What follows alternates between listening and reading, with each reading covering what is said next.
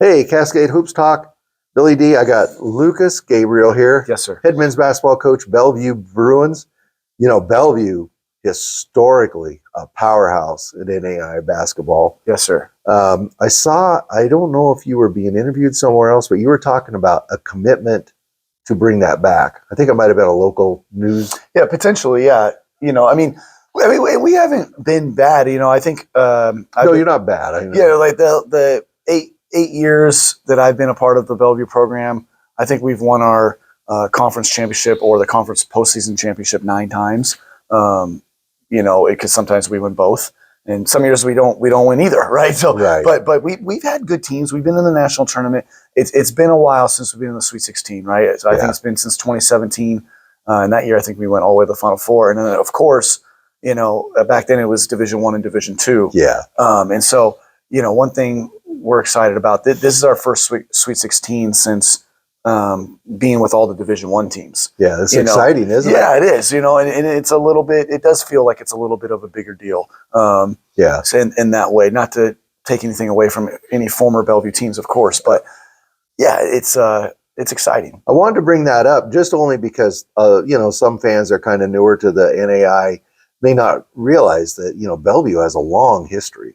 Yeah, this is our 23rd national tournament appearance. We've been to now 13 Sweet 16, 6 Elite 8s, 4 Final Fours. We've been in the national title game twice. We've never won it all. We've been since 1998. We've been just kind of knocking on the door, getting in the national tournament, getting to Sweet 16s, final, and just not able to completely climb the mountaintop. But we've been right there, So that's our goal. We want to be the group that wins the first national championship at Bellevue. Yep, that would be pretty awesome, wouldn't it? Oh, that'd be so special, So, that's what we work towards every day. That's why we do. That's why we get up in the morning, right? So that conference, you obviously played in the North Star before.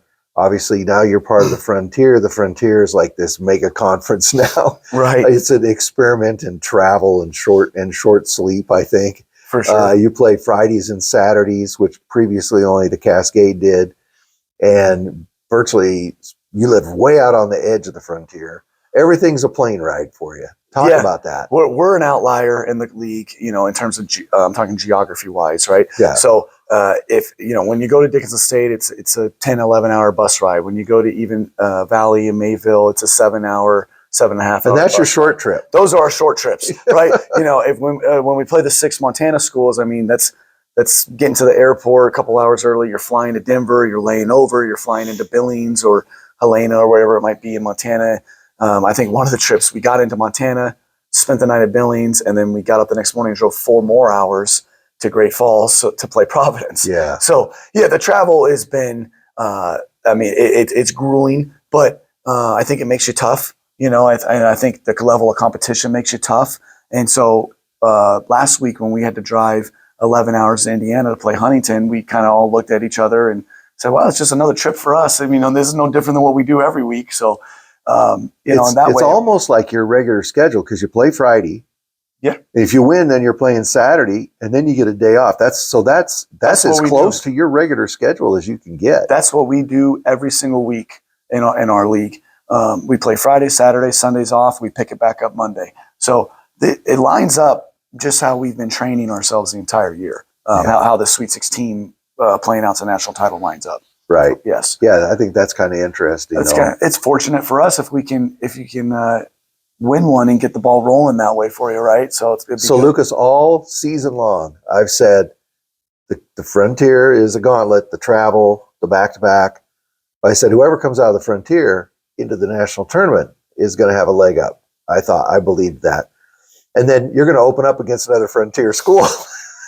I know. It's crazy, isn't it? I know. You've had 2 great battles. We have, yeah. We go up to Indiana. We play Huntington, who and those guys are doing a heck of a job. I mean, Huntington's got a great program and team, and so we were fortunate to come away with that win. That was a huge win. Go into the Platte and get a win. There's a lot of Crossroads teams that struggle with that. Yeah, that was a big win. Yeah, I mean, I think both Grace and Indiana Wesleyan lost on that court this year. Mm-hmm. So for us to go in there and do something that they didn't do, I think is it's a feather in our cap. So yeah, we were proud of that win. But then, as you know, like you said, we felt like we were battle testing. We felt like we belonged there. And despite being a 14 seed, we went into the next game against Graceland feeling like, hey, we can do this. Let's go lock horns with these guys and see what happens. And we came out on top on that one too. So yeah, it was two great battles. We were super excited to come out victorious. So let's familiarize the fans with some of your guys. You and I were just talking.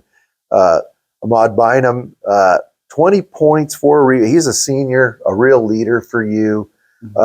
He and then Jaden Phillips. Well, these are all seniors. They're all my top guys. You're one of the few deep and old teams in the country. There's not very many. Right. Talk about this group. Start with just Bynum and then Jaden Phillips, two seniors. Start with those two guys. Well, Jaden, I'll talk about Jaden first. Jaden has been with me for 3 years. So when we won in our old league, the North Star, 2 years ago, we won the North Star regular season and postseason tournament and went to nationals and lost to Langston in the first round.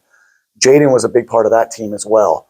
And then Jaden was doing a great job for us. Due to some of his credits not transferring in correctly academically, we redshirted him so that he would be able to graduate.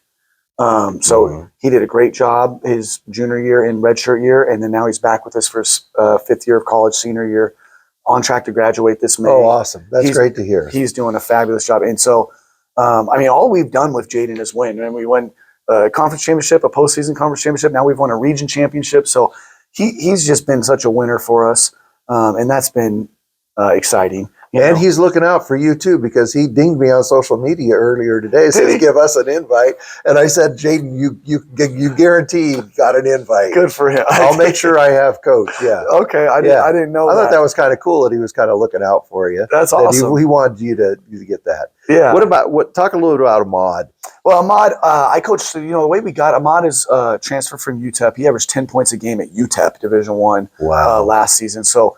He's obviously a fabulous talent. I believe that coming out of high school, he was an ESPN Top 100 recruit, signed at DePaul in the Big East out of high school, and bounced around a little and ends up with us for senior year. The way we got him on, I coached his older brother. His older brother was teammates with Jaden on that team 3 seasons ago. Oh, I didn't know that. Okay. His older brother was a leader for that conference championship team. He was the absolute leader of that team and just the gem of a human being. One of my all-time favorite guys. So Big Brother called me this past summer and said, hey, my little brother's looking for a place to play. He's not happy with his options coming out of the portal. Like, what do you think about him coming and playing for us at Bellevue? And I said, well, I think we can use a guy that averaged 10 points a game at UTEP. We can do that. Yeah. I think we can find a spot. Yeah. And Ahmad's been great. He worked really hard and came, because these other seniors on our team that we're going to talk about, RJ Smith and JJ and, Liam Thompson, our junior, he's a fourth-year junior, that have been in the program.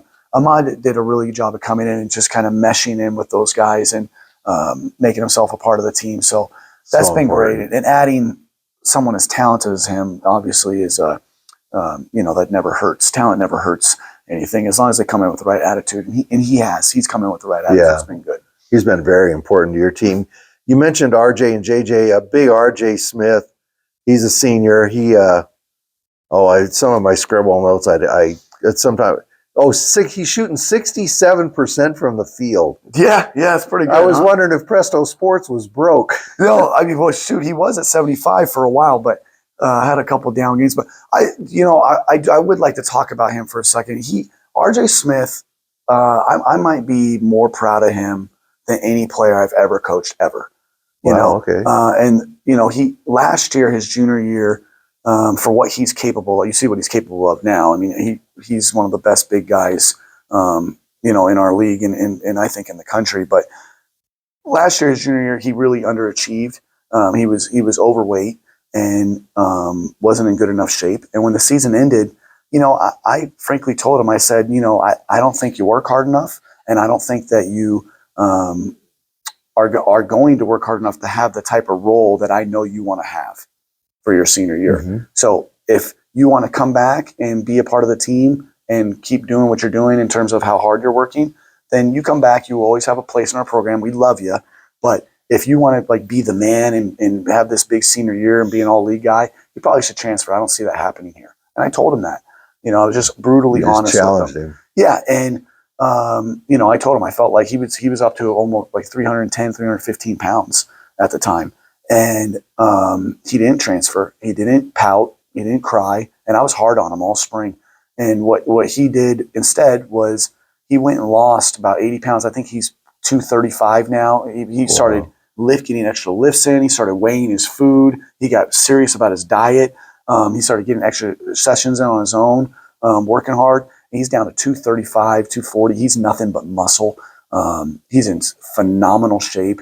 And just, one, he's become a much better basketball player and showing everybody what he's capable of. Two, I think his life habits, his healthiness of like what he's done for himself that I think will carry through for the rest of his life is going to be huge for him. And I'm so proud of him. I mean, he's going to great. When he came to Bellevue 3 years ago, we had to redshirt him because his grades were a mess. He was ineligible. He's going to graduate in May if he passes these last. Man, I love that story. So I think he's just completely turned it around. I think he's an absolute stud. I'm so happy that he didn't get discouraged by me because I can be pretty hard on the guys. He didn't get discouraged. He just took it as a challenge. You're supposed to be hard on him. You're a basketball coach. No doubt, right? It was for him. It was just water off a duck's back, and he said, "I'll show you, coach. You think I'm not going to start? You think I'm not going to be all league?" And that's just what he starts, and he is all league. So man, I love it. And JJ, my other senior. I had a similar conversation with him in that it was like, yeah, you come back. I don't know if I see you starting. I think you got a lot of work to do. I'm not saying it's impossible for you to start next year, but you got work to do.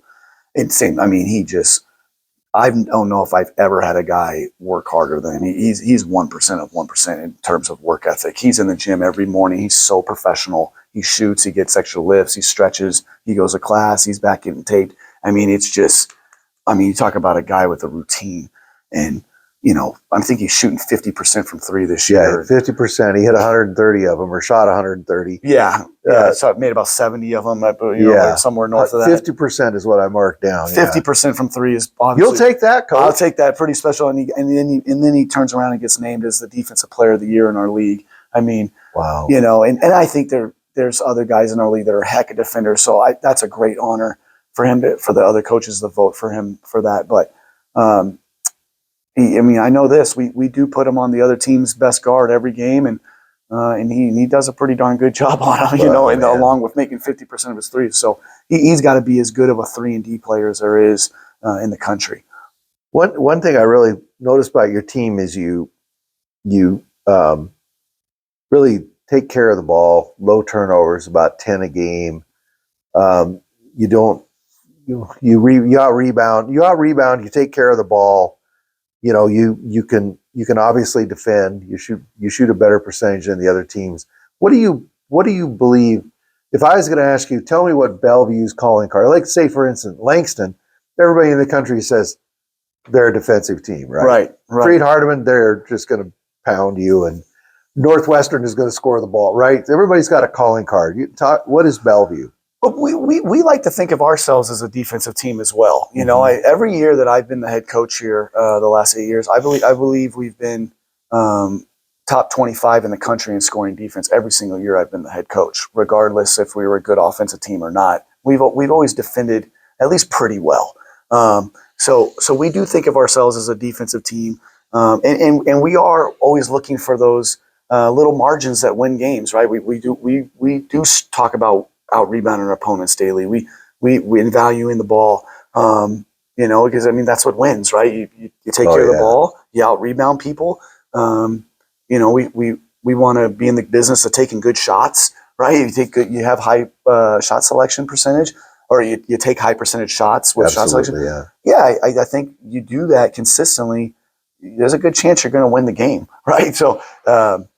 I don't know if any of one of those things is our calling card, but certainly, and those are things that we talk about and that we want to do.